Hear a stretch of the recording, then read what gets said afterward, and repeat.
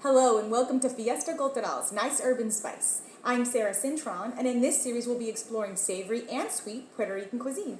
Today we're starting off with some mofongo, a very tasty and typical dish found on any Puerto Rican plate, followed by tembleque, one of Puerto Rico's national desserts. So mofongo is basically fried green plantains that have been mashed together with some garlic, chicharrones, which are fried pork skins, together in a pilon, aka a mortar and pestle. Now, it's very important that whenever you're shopping for your green plantains, you want to grab about 2 per person. I typically fry about 4 plantains together because that's about what I can fit into my frying pan. But when you're shopping for them, it's important that you get the greenest plantains you can get your hands on. This means that the plantain is young in its ripening stages, which means that there's a lot of starches that are captured in the plantain right now, versus whenever it starts to ripen and starts to release a lot of those sugars and turn the plantain sweet. So firstly, we're going to go ahead and get started here. We're going to cut these plantains. You're going to want to score them ever so gently so that you can as to maintain the integrity of the plantain. Now, it also is a helpful tip here. If you would leave these out at room temperature, they'll be a lot easier to peel when it comes time. So room temperature bananas means less work for you. And when we cut these, we're going to want to get nice, fat, juicy chunks going. We don't want to cut anything too small because we want to get some height on these plantains. I will typically cut them about an inch and a half tall. I have some that are already cut up right over here. And we're going to fry these in some olive oil. Now, olive oil has been incorporated into the Puerto Rican cuisine over many, many, many years. So we're going to actually be imparting a lot of that flavor from the olive oil into the dish as well. So we'll get these on the fryer. I'll meet you there. Okay, so I've got my oil nice and hot here. I'm going to go ahead and add my plantains. We're just going to stack them up in there.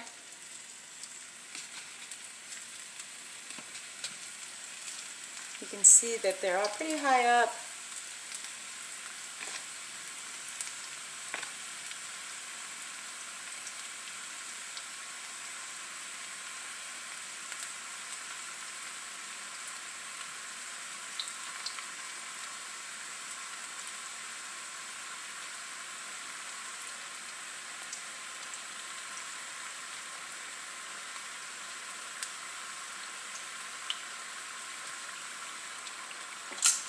Alright, so I'm going to go ahead and let these cook on that first layer. Meanwhile, I'll go ahead and get my oil warmed up for the mojo sauce. We're going to put a decent amount in here. I want to say about a cup. Not too much, but we're just going to put about a cup in there. We're going to let that get warm on a very low heat, maybe like 3, 4 at the most. 3 sounds about right. We'll get that nice and warm. And before I move any forward, we're going to go ahead and cook. And you can see how it's already beginning to cook. You can see the difference in its colors changing. They're becoming more golden. Now, you are also welcome to throw this into a deep fryer. If you have a deep fryer at home, by all means, you could throw these in there until they're nice and brown, nice and crispy. You don't want to over fry them because you'll lose a lot of the moisture that's captured on the inside of the plantain, which is what we want to preserve a little bit. It's not too dry. I'm just going to go ahead and flip these.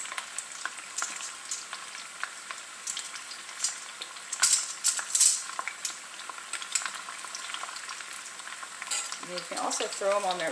We are going to throw them on their sides in a bit.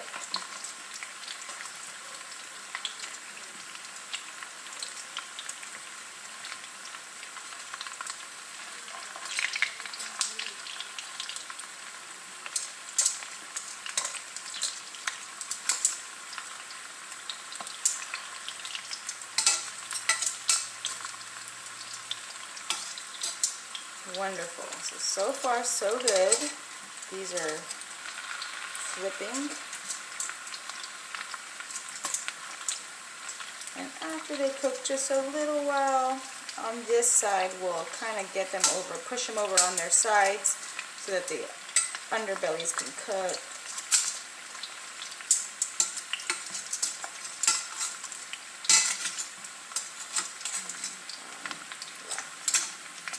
You see that some of them are starting to brown, which is wonderful. Some of the other ones don't stand up, but that's okay. Now it's fair to mention at this point that I do have this on a nice heat. It's right about on 7. I don't want it too high because I don't want to burn them, you know, and I am monitoring that. I am turning it down. If I start to see them scorch in any way, I will definitely turn it down because we don't want to, you know, we don't want to burn them. We definitely just want to toast them. We want to cook them through and get the insides nice and fluffy. So they're looking good. I'm going to go ahead and flip them just over on their sides now.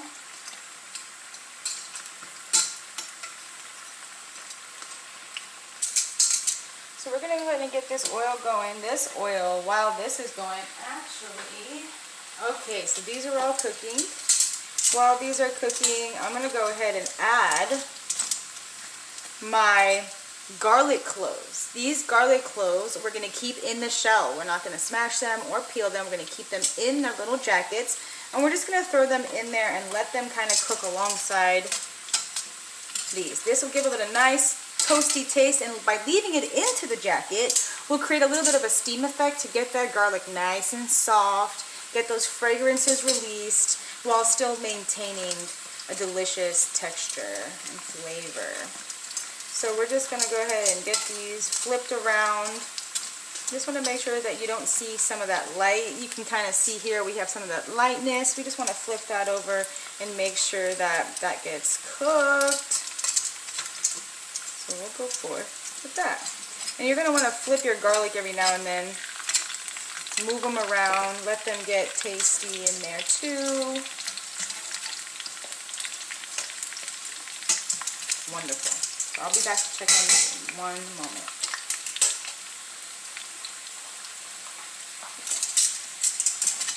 Checking these out. Now we're going to just go ahead and flip them. Make sure they don't get too brown, right?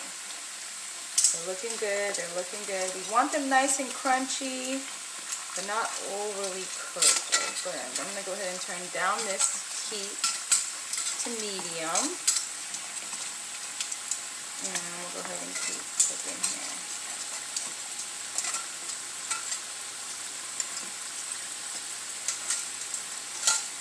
The garlic's nice and cooking.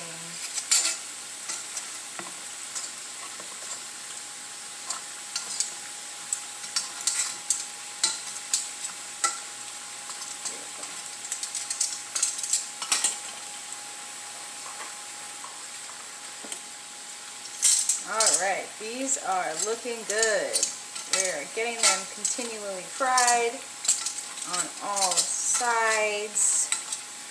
Nice and brown looking, which is what we want. That means that there's hopefully some trapped steam going on inside of these plantains to give us a nice fluffy mofongo. Let's turn those around, turn these around. That one. These are frying up nice.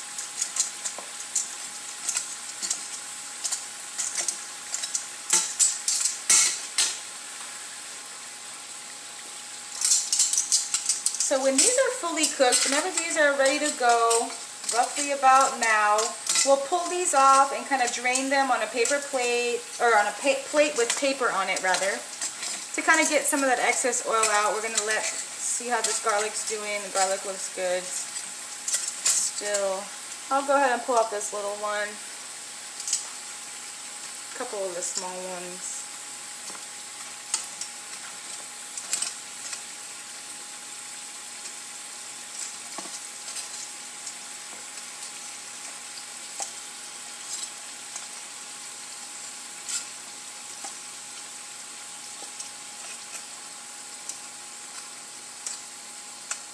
Now if you can hear, these are pretty hard. That's how you know we have a crunchy exterior and a nice soft inside. So while this cooks, we're going to go ahead. We'll go ahead and let these garlic continue cooking a little bit here. And since all of this oil looks good, it's nice and hot.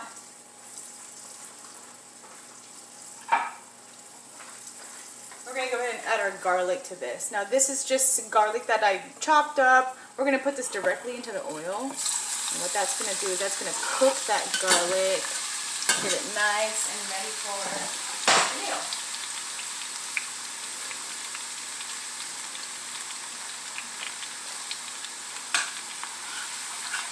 It's important that we keep this nice and low because we don't want it to burn. We just want it to cook. We're going to leave this on for 15 to 20 minutes on a very low flame. And we'll have our mojo.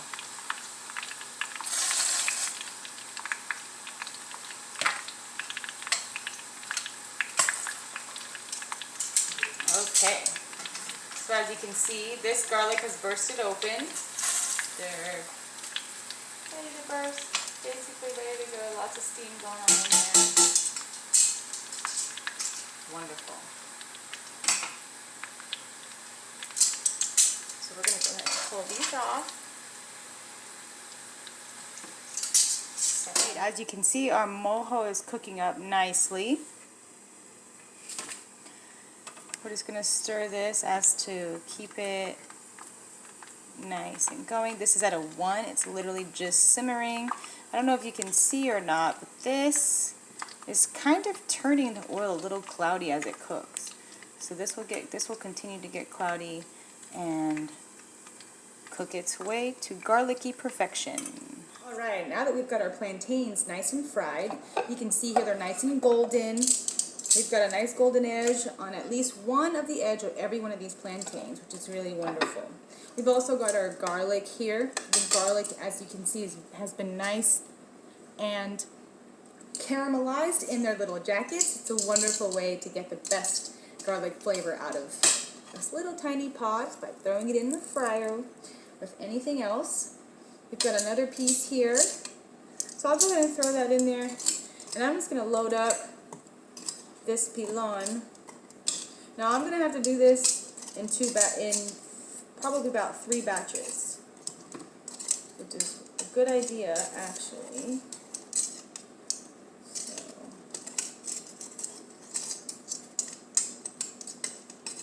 we'll reserve each one of these garlic cloves for the mash. So we'll put some in here. That's wonderful. Next, we're going to add some salt. We're going to add just enough to taste, enough to season. Everything is going to be to taste, of course.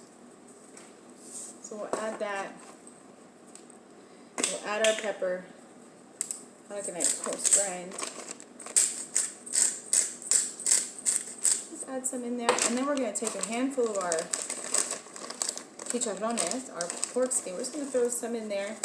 I'm going to divide this bag into 3 since I'm going to be mashing this up into three different parts because this masher, this pilon, is a little bit small. They do make large wooden ones. You can find them in Puerto Rico that are huge with big wooden batons to mash all of this at once. But for today, we're going to go ahead and just mash them into 3 parts. So I've got some chicharrones in there. I put about 4 to 5 pieces, 6 nice big pieces in there. And we're just going to start the fun. Now, what I'm going to show you is all of that. We've got it all in there. The garlic is down in there. And we're just going to smash it down in there like this. We're going to get all the bigger pieces that we can sort of see, like and we're just going to mash. And what you're going to want to do is you're going to want to do like a grind effect. This is going to help get what's on the bottom up to the top. And I can already see as we mash that this is all coming together very well. So I'm going to go ahead and keep smashing that, keep getting that delicious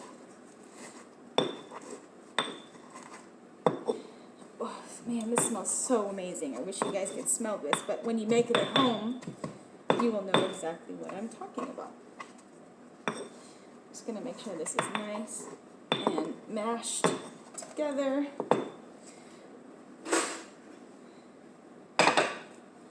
Just gonna scoop it out, make sure everything can have a chance to be mixed in together. Well, it looks great. It's nice and smashed. Let's get a couple extra smashes in there. And what I'm going to do is I am going to scoop this out.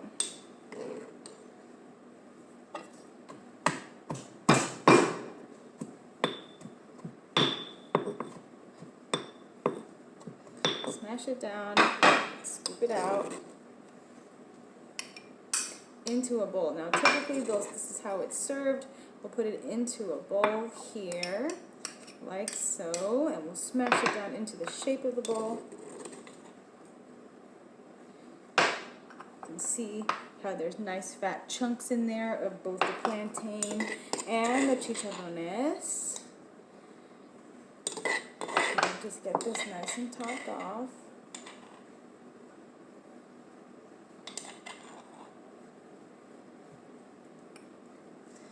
And I'm going to just smash this down as much and as hard as I can so that it can take the mold of the bowl.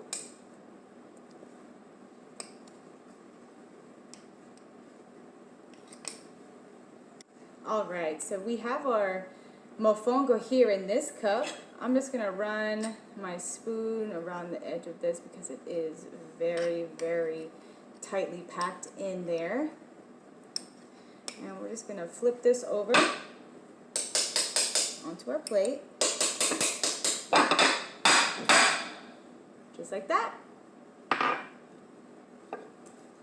Okay, so now that we've successfully completed our mofongo, we're going to go ahead and move on to our tembleque. Now, tembleque, as I mentioned earlier, is one of Puerto Rico's national desserts.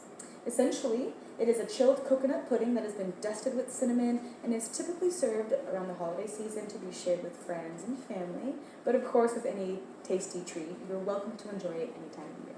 So let's go ahead and get started here. I've got 2 cans of organic coconut milk. I like to get the cans because I find that they're just much creamier and hold a lot more body than some of the sort of boxed or chilled coconut milks you can find at the grocery store. So I'm going to go ahead and dump this into a nice sized saucepan here. This is bigger than the one of the smaller saucepans. You want to be able to accommodate for a lot of liquid. This will grow as it sort of like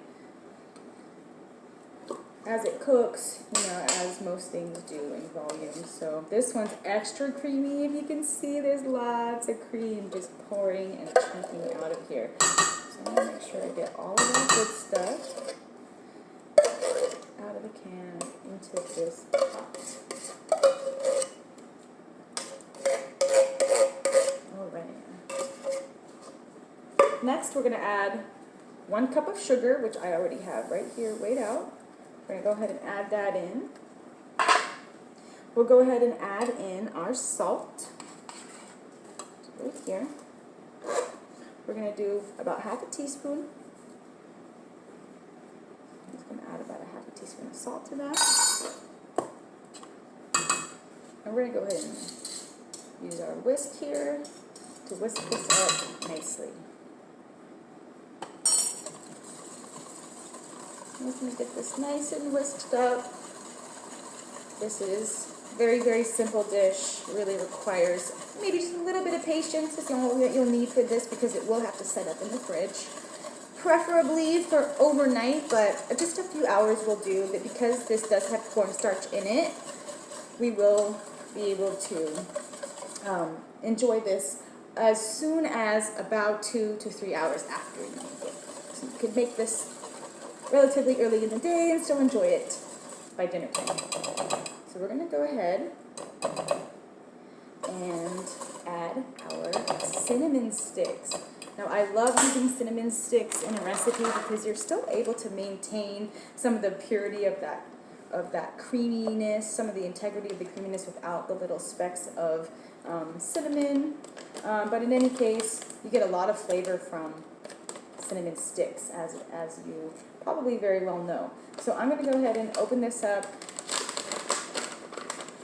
I am not afraid of cinnamon, so we're going to go ahead and use, we've got one really big stick here. I'm going to break this in half, stick that in there. I think I'm going to go ahead and use one more of these, break it in half. So we'll just pour those in there. We're going to get this on the boil, and I will meet you there. Okay, so as you can see, we've got our coconut mixture here that has our sugar and our salt and our coconut milk in it. We've added our cinnamon, and now we're just gonna go ahead and let this come to a boil. We're not looking for like a roaring boil with this, because it has a tendency to kind of boil over, as lots of other milks and creams do. So I want to get this kind of to like perhaps a medium boil, a light boil if you will, and go from there. So while this gets up to temperature, we're going to go ahead and get started on the cornstarch slurry. Okay, so as we wait for our coconut milk mixture to get up to a low boil, we'll go ahead and get started on our cornstarch slurry. Now, cornstarch slurry is usually made with a mixture of water, cold water that is, with cornstarch. Today, I'm changing it up a little bit, and instead of using cold water, we're going to be using cold coconut water. Just seems like a really sensible substitution to make, considering we're making a purely coconut dish. So we're going to measure half a cup of this pressed coconut water. The more high quality you can get it, the better. So put that there. I've got half a cup of cornstarch here. This is going to be equal parts. I'm going to ever so gently and gingerly get it into this measuring cup, because it can be very messy cornstarch.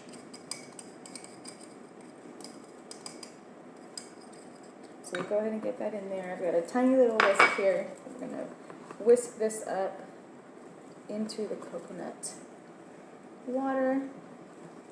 Get that nice and blended. It seems to blend nicely without any chunks. So we'll just get that ready to go. And now we've got our cornstarch slurry that'll be ready to add to our coconut mixture as soon as it comes to a boil. So while we let the coconut mixture cool just for a little while, we're going to go ahead and get our molds ready. So I found these super adorable little baby loaf pans. They're wonderful size. They're perfect for the tembleque. They're really easy to unmold, and they're perfect for sharing with friends and family. So I'm going to use these. I have a little bit of water in this one here, and what I'm going to do is I'm just going to swish this around in the bottom of each one of these little trays, because this will help with the unmolding process afterward. So I'm just swishing it around in here just a little bit, getting all the corners, pouring it up into the next one, and then dumping out whatever's left. So we've got those ready to go, and we'll grab that coconut mixture for molding. Okay, so as you can see here, this coconut mixture has come to a nice boil. It has actually thickened itself a little bit naturally, right? Because it was so creamy. We have a lot of cinnamon aroma coming off of this, which is really, really delicious smelling and wonderful. But before we put our cornstarch slurry into here, we're going to actually remove the cinnamon sticks, because once we add the cornstarch slurry to this mixture, it's going to come together really quickly.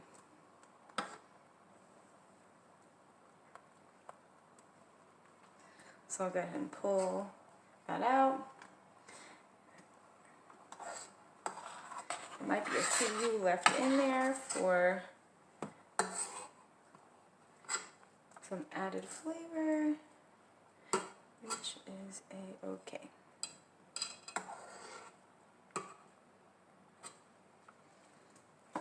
Next, I'm going to go ahead and add the cornstarch slurry nice and slowly.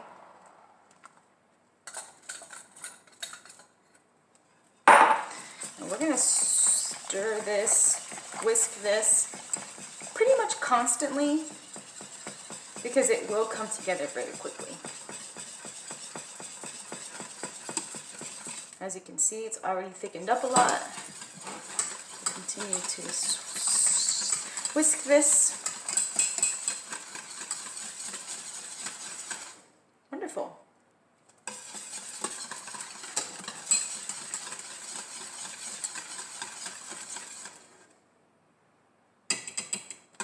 So as you can see, this is thickening up quite nicely.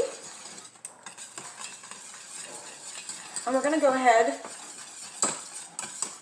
and let this sit for just 1 second to thicken up a little bit more before we get it into its pans. Okay, so we're ready to go ahead and get this coconut mixture into these molds. I have the coconut mixture here. It's been sitting for a second, so it's nice and thick, but you can see it goes in there. We're not going to fill it up all the way. We want to fill it up just under the lip there. Gives it time to grow a little bit as it cools down. So I'm going to go ahead and scrape off the rest of this and divide it up.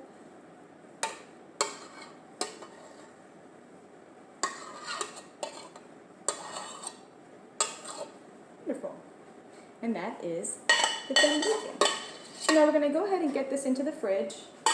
And as I mentioned earlier, you're going to want to give yourself as much time as you can to let this set up in the fridge, preferably overnight.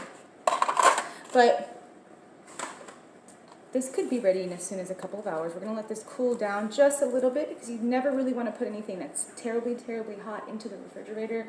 And not only will it lower the temperature of the inside of the refrigerator, but it also contributes to spoilage and things like that, both with the product and whatever's in the fridge. So we're going to let this go ahead and cool down. And we'll take a look at this when it's done. Okay, so a little bit earlier I went ahead and made some tembleque so that we could have a final finished product for you to see. Now this is the same mold that I used earlier. As you can tell, it's set up really nicely. It's nice and firm in there. And here comes our favorite and our best part, the flipping. So we're going to go ahead and flip this quickly. You can also, put the plate on top of it and flip it over if you aren't feeling as risky as I am. And we'll go ahead and give it a little tap. You can see it kind of wobbling there.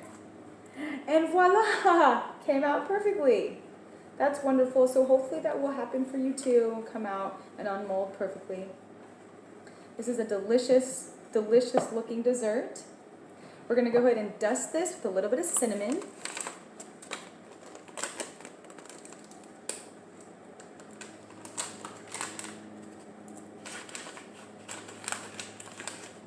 This is wonderful. Just give it a little bit of a sprinkling. And there you have it. Here's the final product, finished and completed, dusted with a nice layer of cinnamon. I'm going to go ahead and use a butter knife. This is so tender. I also wanted to mention here that the reason why tembleque is called tembleque is because tembleque translates to wobbly. So as you can see, we've got some tembleque that is living up to its name here. We're going to go ahead and give it a slice, see how it cuts, and look at that, nice and tender. It's very easy to slice down, and you get a very tasty dessert. And there we have it. Wonderful. Plenty for the whole family to enjoy. I hope you enjoy also. Okay, so I went ahead and finished up molding the rest of the mofongo here, and I left one here so that I can have one to finish and show you. We're going to go ahead and flip it over there and pull the cup off. And we're going to go ahead and use our mojo sauce. Remember that garlic mojo sauce that we made earlier on the stove? Here it is, the final product. It looks delicious. It's essentially oil that has been infused with garlic that has also simultaneously cooked the garlic. So this is a really tasty garnish that you can find pretty much on any Puerto Rican plate as well. This is served alongside mofongo. It's served alongside tostones, which are twice fried plantains, and is a really good condiment that you can find on any Puerto Rican dish. Alright, so we've completed both of our dishes for today. We have here our mofongo that's been topped off with some garlic mojo sauce. Delicious, delicious standalone meal, or it could be easily used as a side dish to serve alongside any protein meal. And we have our tembleque here. So delicious and so tasty. I'm going to give it a try. It looks amazing, so silky, and I bet it tastes the same too. And sure enough, it sure does. It's very soft, almost has a texture of a flan. It's very bold with the cinnamon, and so rich and tasty and creamy from all that coconut cream. So thank you so very much today for joining me on a Puerto Rican adventure. This has been Fiesta Cultural's Nice Urban Spice. I'm Sara Cintron, and until next time, take care.